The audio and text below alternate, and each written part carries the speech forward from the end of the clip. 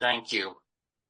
For some reason, I'm at the top of the screen and the banners of people wanting to come in are blocking my ability to mute and unmute. So I appreciate that. My name's Ian. I'm an alcoholic, and I love you, Jan. And I have a sobriety date, November 6, 2006. And I have a sponsor, Ron Boyum, and he now has his old sponsor back as his sponsor who's on this thing. So it's great to see my grand sponsor, Chris, on here. And it's like a full circle because when Chris was sponsoring Ron, when Ron first started sponsoring me, and I spent a lot of my early recovery in Chris's house, going to our home group in Bernardsville on Tuesday nights, and I love Chris too. He's been a rock in my journey. And I'd like to just start with a set-aside prayer. I like to do this when I speak just because I like to ask God for all of us just to set aside everything we think we know about this topic. And just simple as that, because so I can have an open mind and a new experience. And it just helps me remain teachable, that I just don't take the information that I know. And I'm kind of like, I'm jacked up right now. I'm tired. I flew in from a 29-hour journey on Sunday night, only to find out last night I had to be in federal court in Philly this morning from Florida, and I flew up, went to Philly to court, and just got back here. And I also got to have dinner with my friend who's, he may be on this call, on this meeting right now, but we have a good friend who really needs our prayers. And anyway, I'm going to get on with this. This is, I want to thank the group or whatever, because this is probably going to be the last time I'm going to speak for a long time. I'm not moved to speak. What I'm moved to do for the last bit of time is just having an experience with the book and a person, and maybe, I've been not going to Zoom meetings, and I'm trying to go back old school. And I told Alice 3 or 4 times no, and then finally she wouldn't take no for an answer, so I said okay. And she asked what my topic was, and I said, it's 11 step, you're running the show, Alice. And so that's going to be my topic, that, I have to remind myself that I'm no longer running the show. And, the reason I wanted to have the set-aside prayers, I'm going to share stuff with my current experience, and it may not be yours. And that's okay, because there's no, I'm at a place right now, there's no right or wrong. If you have a relationship with God and you have access to that power, and you're practicing these principles in all your affairs, how you got there, the book is clear about it. There's no debating on how people get to that place. It's just the fact that they're there and they're sharing it and they're passing it on. And that's really kind of the direction. And the other thing is, I hope nobody takes any notes here, because I don't want to give any more information. I just want to share some transformation. And that's really what Jan said. There's a lot of people that I've met in this process, and people come to me today for sponsorship or guidance through the steps at a place where I was a while ago, dying in these rooms with all the information. You can't get any more information. There's a book. You can study this book all you want, and you could know every black part of the page, every dot, this, us, must, whatever, and you can just starve to death studying the menu. You can die with all the information, and I see it all the time. This book is clear of the main object of this book is enable you to find a power greater than yourself, which will solve your problem. This book isn't about a study guide. This book is a help others book. You take this book You have an experience so you can help others. It's a flight manual to the fourth dimension. And the only way you get there is having the experience and carrying it to somebody else. You know, I get people, they want a new experience. And Don said this a long time ago when he was alive, and it came right out of the book, Big Book. And it says that the way to perfect and enlarge your spiritual life is strenuous work with others. Not more through the steps, not using workshops in the Big Book and meetings and transcribing people's talks as third alternatives, because sooner or later that's all going to wear out and it's going to be me and me. And if I don't have a relationship with God, a new relationship, a healthy one, I'm going to be facing a real tough time. So, and this step, it starts off, and I'm going to get to, the topic because, this step talks about having conscious contact with God. And, and it says that we seek through prayer and meditation to improve that. So it's assuming that by the time I get to this place in the Big Book, that I have had conscious contact with God. I've had, the book is clear, about this all the way through. And I've gotten to this place, and the first time I went through the 12 steps, I was just told to read 84 to 88 all the time, but it didn't work for me. It may work for you, and that's okay. And if it does, then that's okay. But, what I came to believe is because I never really took a third step decision, because I never really took the time to look at the directions after the prayer, which says that, we had to think before taking this step. I wasn't ready to abandon myself to God, to this power. And so, and the reason I wasn't ready to abandon myself to the power was because if I really was honest with myself, I didn't believe I was powerless. I really didn't. I would tell you I was, but, I didn't concede to my innermost self I was alcoholic because I didn't understand what it meant to be alcoholic. And, I don't like to do this.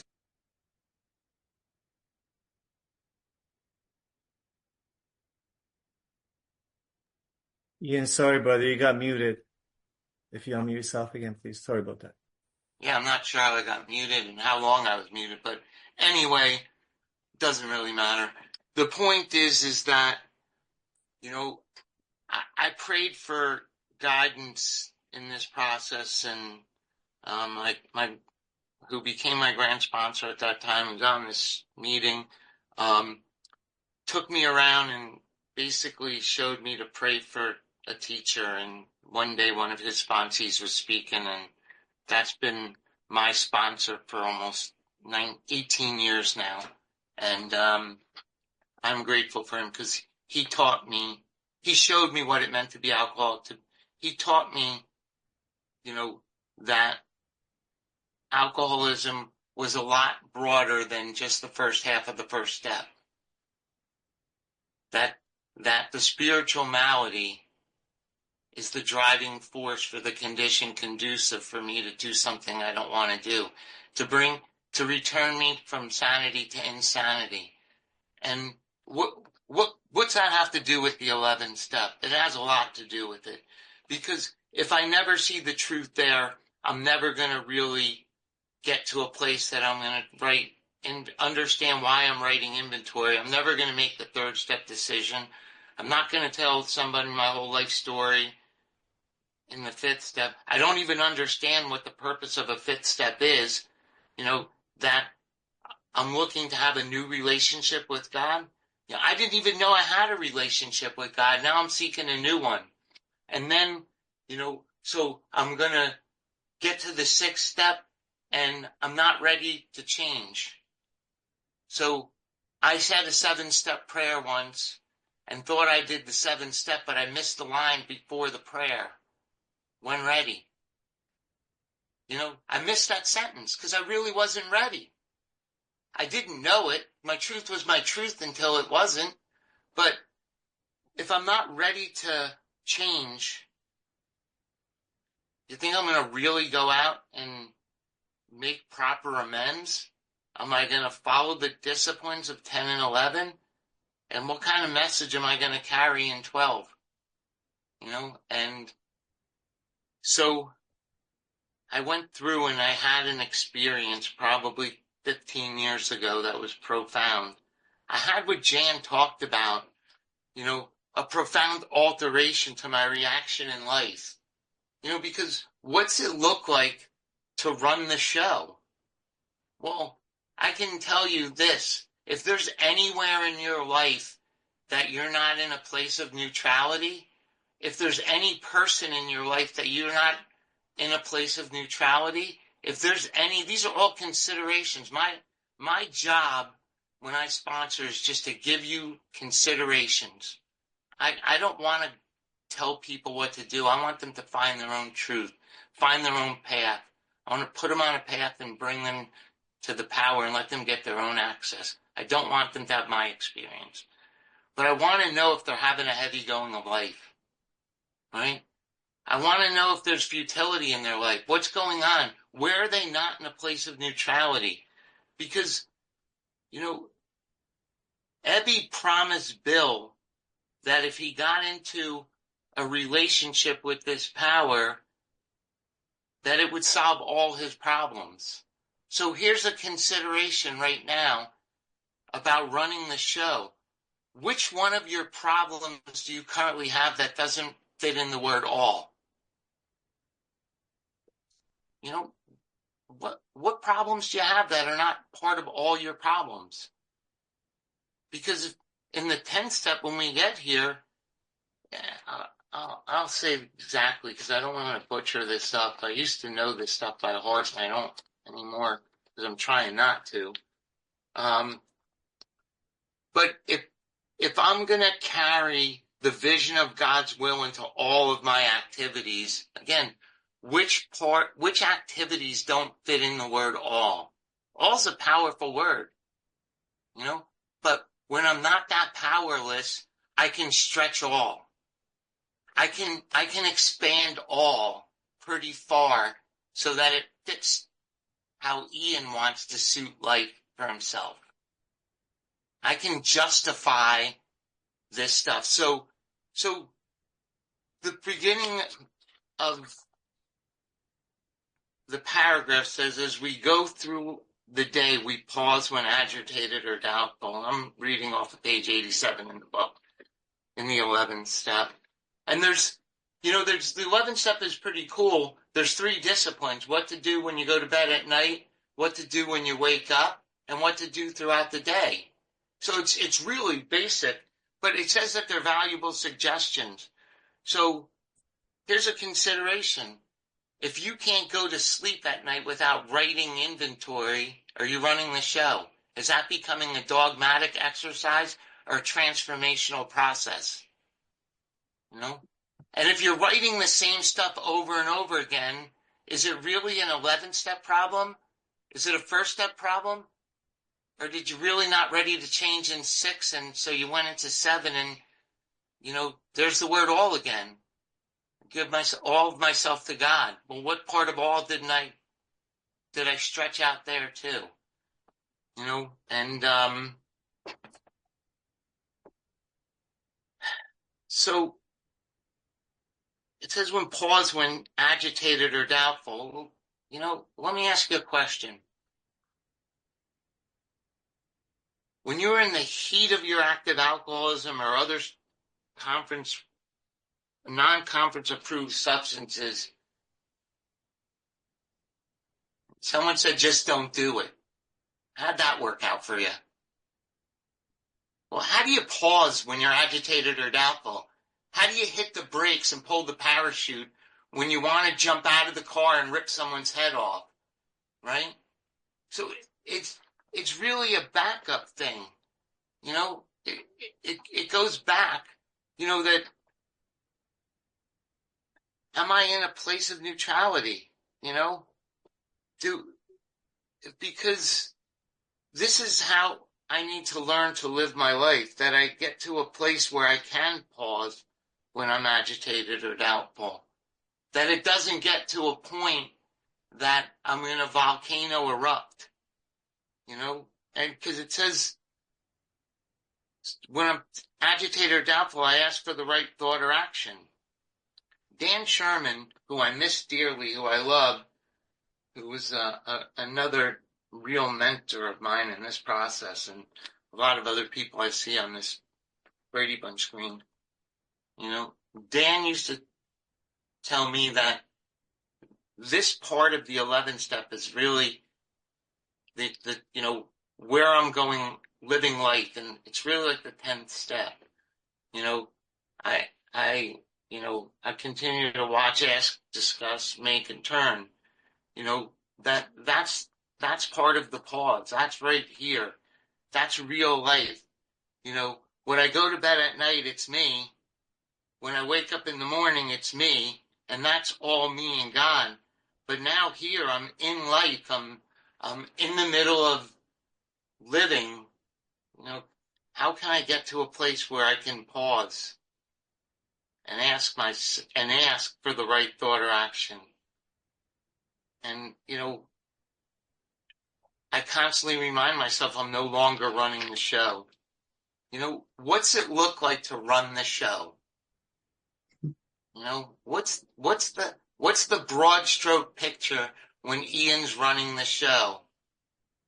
I can tell you that if I'm running the show, I'm in fear. I'm in anxiety. I'm in depression. You know, you look at the bedevilments and the people I sponsor, if there's anyone on this call, this meeting, there may or may not be, I don't know.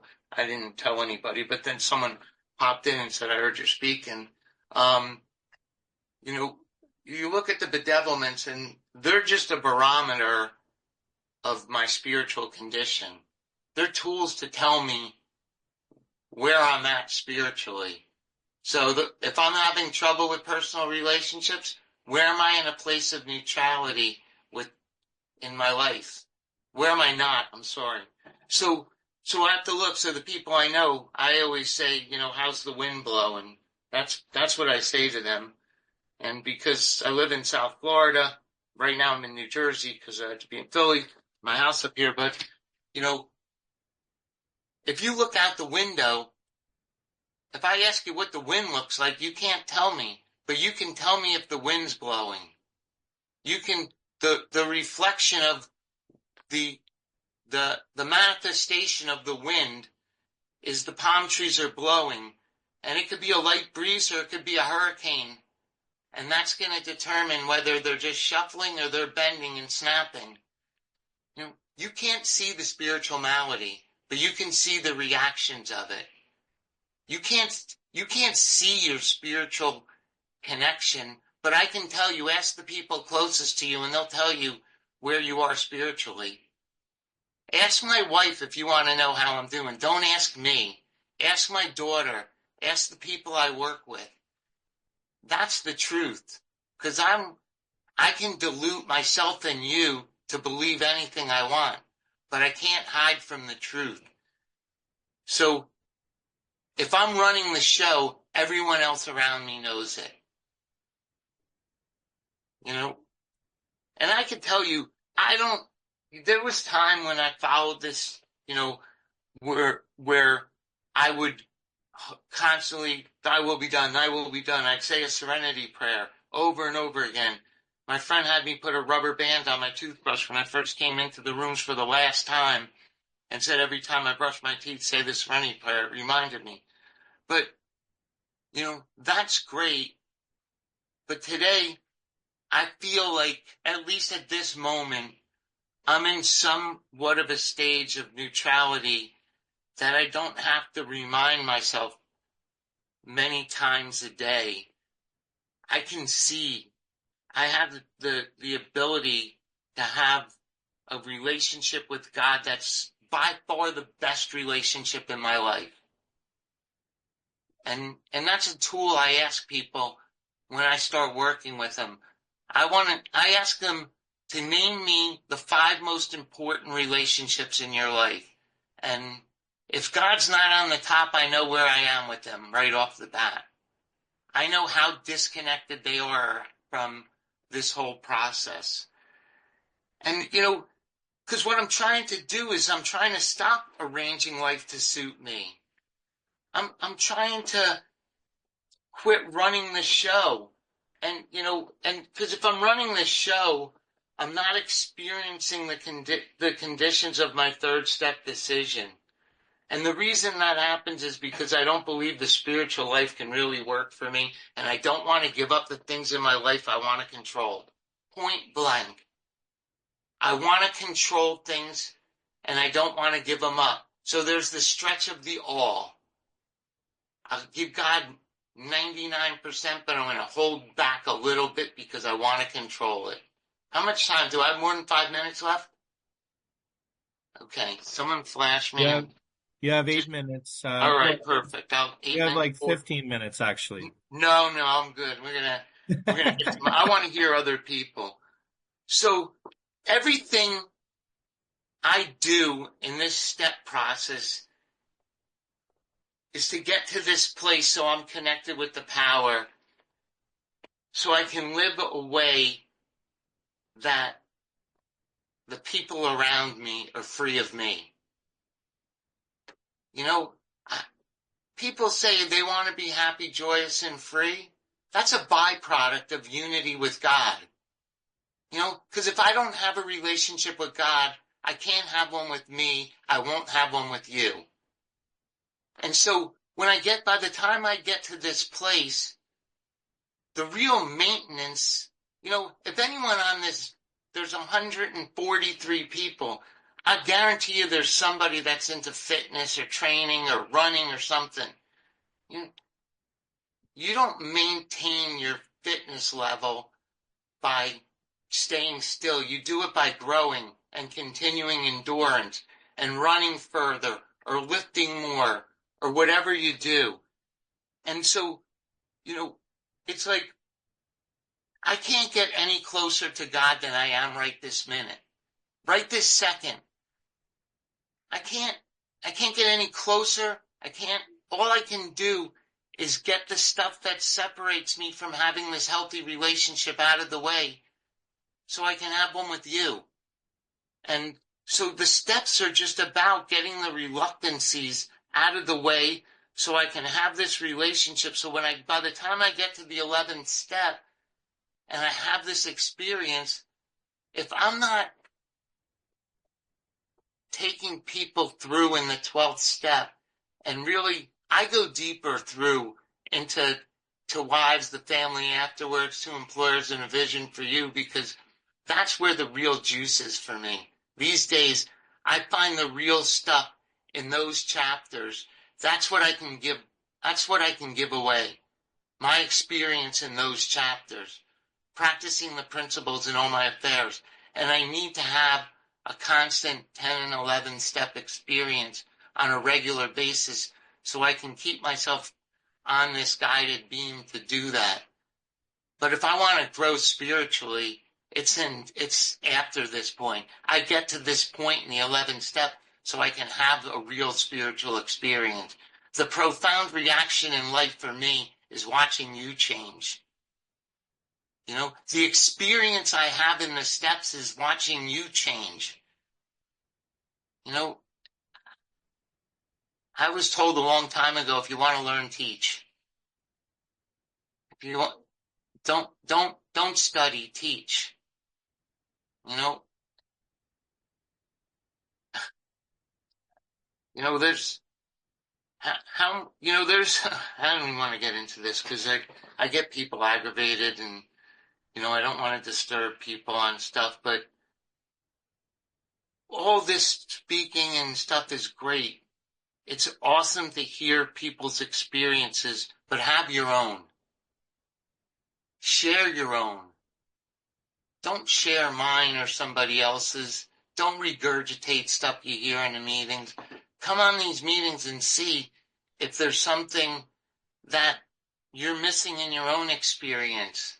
Because mine's different than yours. It's not the same. It'll never be the same.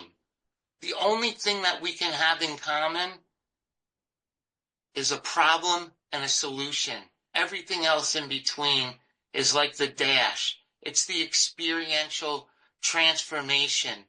And so my 11th step,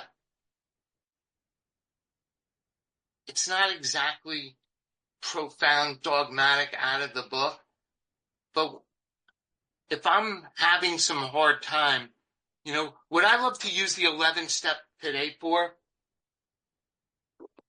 myself, for other people that call me, when I drift a little bit, I find that reading 84 to 88 will bring me back in to really see what I'm missing so I can come back and circle around.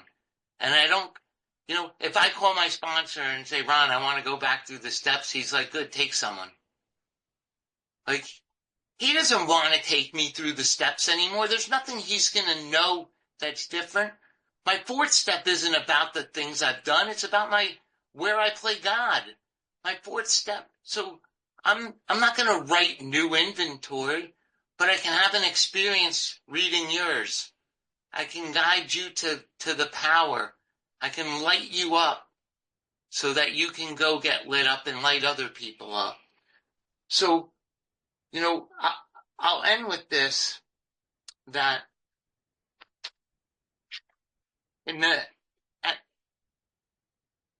there's a short paragraph in the 11th step. It says it works. It really does. It's a whole paragraph. And I think it's talking about the whole process that we get to this point. From complete despair and hopelessness to a place where I have a new friend, this deep down relationship with God, the best friend I can ever have, the problem solver, so that I can enjoy relationships with you and other people. So I don't have to tire to, I'm not in excitement, fear, anger, worry. If I have the vision of God's will in all my affairs, why would I be worrying? I'm only worrying when I'm trying to run something, when I'm trying to control it and I can't do it. So I'll lob these considerations out to you one more time and take them for what they're worth. What part of your life today are you not in a place of neutrality? What part of your life today are you fighting anything or anyone? And is God really not lip service? In the mirror to yourself, is God really the most important relationship in your life? And if that's the case, where are you with access to that power? Thanks, I'm Ian. I'm an alcoholic.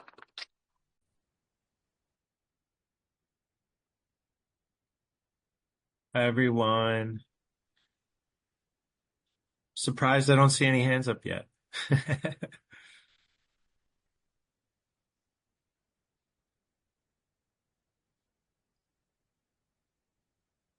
Mike B, come on in.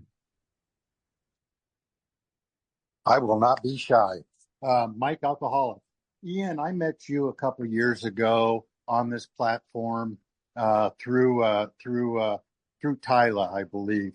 And you hit on something that my fiance and I were talking about at dinner tonight, and that's sharing on an experience that you've never had.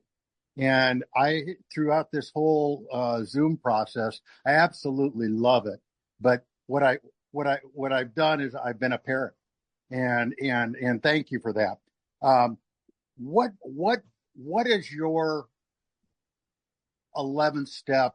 Those three phases, or you talked about the pause. What is your evening and your morning look like? So, my evening's really simple. Like, I can fall asleep. I don't have 1,000 people in my head. I'm not thinking about everything I did for the day. Like, when I'm ready to go to bed, I go to bed. And if I'm not, then I'll review, like, certain where maybe I had some resentment or something. But my morning is absolutely, like, I'm not going to say it's completely regimented because I try not to be dogmatic, but I I get up in the morning, and this is something that Dan taught me, is I don't wake up and kiss God good morning and then kiss him good night. I talk to God all day long. Because there's no relationship that's healthy if you just say good morning to your wife and good night and then have nothing in between. No conversation, whether it's your wife, your boyfriend, your girlfriend, your anything. So I review the day me and God had in the morning from yesterday, and I like to do it. I like to go to bed and just go to bed. I don't want to think about the stuff that happened. When I'm ready to go to bed, I go down. But I pray and I meditate in the morning, and I get quiet, and I don't I, I don't meditate for like hours, 5, 10 minutes. I get quiet. I like to sometimes do guided stuff. I'll read something, and then, like, I'm blessed that I live on the beach, so I like to go out by the beach, sit in the pool, and just soak and get quiet. And then I just say, God, let's go, and we just go. And like, I don't like the relationship I don't have to invite God with me. He's there. Like, I think I acknowledge God's presence all day long. It's kind of arrogant for me if I have to invite God somewhere. Like, I'm playing God, inviting God to come along. Hey God, I'm going to invite you to come along with me for the ride for today. So I like to remind myself a lot that me and God are going. So that's what I got. Thanks so much, Ian. Sorry, I didn't realize I was unmuted. I was telling the dog to stop bugging my son eating. Calvin, come on in, brother. Hello, everyone. My name's Calvin, and I'm an alcoholic. And thank you, Ian. Thank you, man. I mean, this is one of the most honest messages I heard in a long time. You touched my soul, bro. You touched me, man. You didn't stop checking the boxes. You went on and made a commitment to live with God. That's what I got out of this message. And that's a profound thing. And I like what I do. I'm an ex-drag racer, right? And I like when you said when you're disturbed and you match the brakes and pull the parachute. How do you match the brakes and pull the parachute when you're already disturbed? That was profound. You said a lot of things. You said so many things, actually, that touched me and that was straight up honest. And straight up, the connection with God is so profound once you move, I hate to say it, to another level of understanding. That's what it sounded like to me, to a whole nother level of understanding and surrender. A whole nother understanding and surrender. That's what I got out of your message tonight. When you let go all the way to the best of your ability, that's what I got out of your message, man. So, I can't even think. You said so many different things that touched me, man. And I'm not trying to blow smoke. I'm just telling the truth, what I heard tonight. Thank you, man. Thank you. Thank you, Calvin. Beautiful, man. Natalie, come on in. Hi everyone, I'm Natalie. I'm an alcoholic. Hey, Natalie. Always love hearing you, Ian. And the reason why it took me a while to get my hands up is because it's hard to come up with a question when you threw out so many amazing considerations, and I'm here trying to answer them for myself. So now I have to bring a question back to you. But I'm currently in the work again with a new guide, and like everything that you said is so aligned with where I am in my journey. Because like a year ago, I found my way. I found myself, and I promise I'm going to ask a question. I found myself actually running the show through how I was going through the work and through how I was taking people through the work. And I was so obsessed with the structure that like I was playing God almost. And today I'm learning to be more dead to self and more surrendered. But my question is, one of the questions you asked is there anywhere in your life where you are not in a place of neutrality? And I am in the work again because there are still many areas in my life where I'm not in a place of neutrality. Can you give me an example of one area and how you move forward with that? I can give you 100 at any time. But the truth is that they're short-lived. It's not long. I find it, and then I realize that, around this, where's my faith? Where's my truth? And it all boils down to, for me, that I have no control over anything, just how I show up and what I do. And so, what when I'm in a place, what I need to ask myself is what am I trying to control, and what's my motive? Those are the two questions I like to ask myself, and then I can generally move right through it and get out of the way. That's probably the best I could tell you. Thanks, Ian. Thanks, Natalie. Adam, come on in. Thank you. My name is Adam. I'm an alcoholic. Thank you, Ian, for your share. You talk about getting out of the way and passing it on. I remember when my sponsor told me it was a great gift that I was given, and to be careful and to pass it on. And when you talked about teaching, it rang a bell, like information that can be given freely, but it requires work and learning. So it's a heartfelt thank you for your share, and thank you very much. Thank you, Adam. Andrew, come on in.